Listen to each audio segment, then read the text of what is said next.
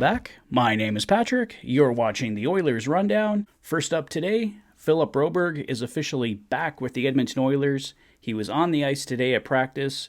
In his place, Markus Niemelainen has been sent down to Bakersfield. The Oilers were happy with Markus Niemelainen for the most part, but Philip Broberg is still considered obviously the stronger prospect at this point. The Oilers want to get him back in the lineup. They gave Niemelainen some things to work on down in Bakersfield.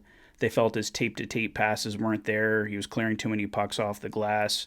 They really liked his physicality, though, so Niemelainen is a valuable part of the Edmonton Oilers, just has some things to work on in Bakersfield, and I think there's still a strong chance we see him later this year, especially if the Oilers run into any injuries on the blue line. And the other main note from practice, Jack Campbell was in the starter's net and looks to be getting the call tomorrow afternoon against the New York Rangers. I thought Campbell played well against the New York Islanders. I certainly don't blame that loss on him. It was more about mistakes that happened in front of him, and of course the Oilers could not solve Ilya Sorokin, so hopefully they have better luck tomorrow against Igor Shesterkin and the New York Rangers. I was listening to Bob Stauffer this afternoon on Oilers Now. He offered up a possible lineup for tomorrow, so keep in mind this isn't the official lineup against the Rangers tomorrow, but a possible one that he could see happening. So he had a top line of Leon Draisaitl, Connor McDavid, and Mattias Janmark.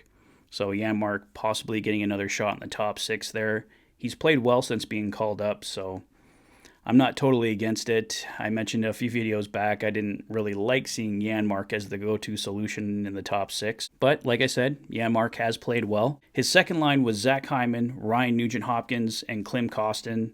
I've been really happy with Klim Kostin as well.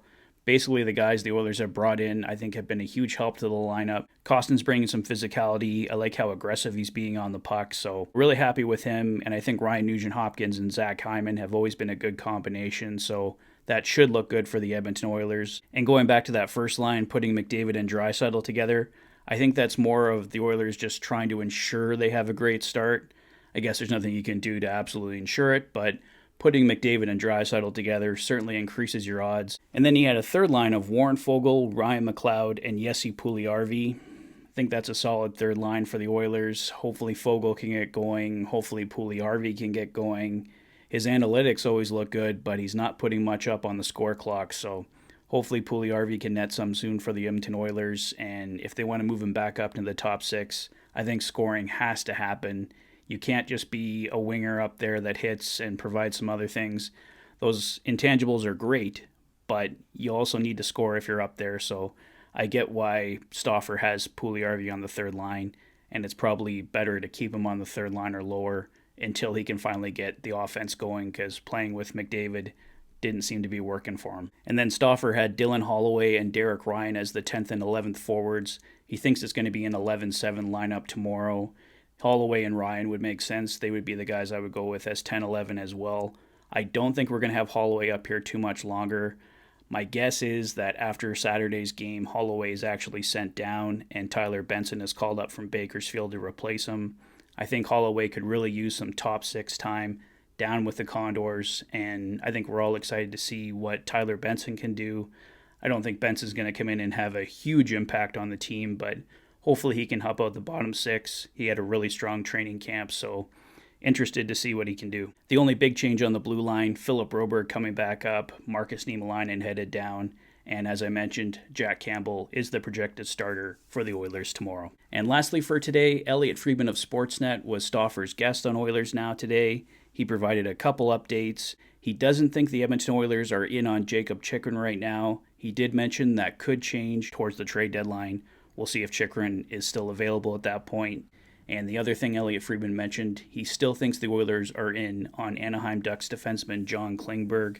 He's a right shot, could move into the top four for the Oilers. We'll see what happens there.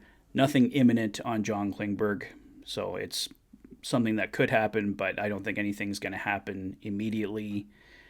Friedman did mention too, as we all know, Ken Holland is a patient guy, so if you're expecting an immediate trade here, I don't think that's going to happen. We might see something smaller, like an addition to the bottom six.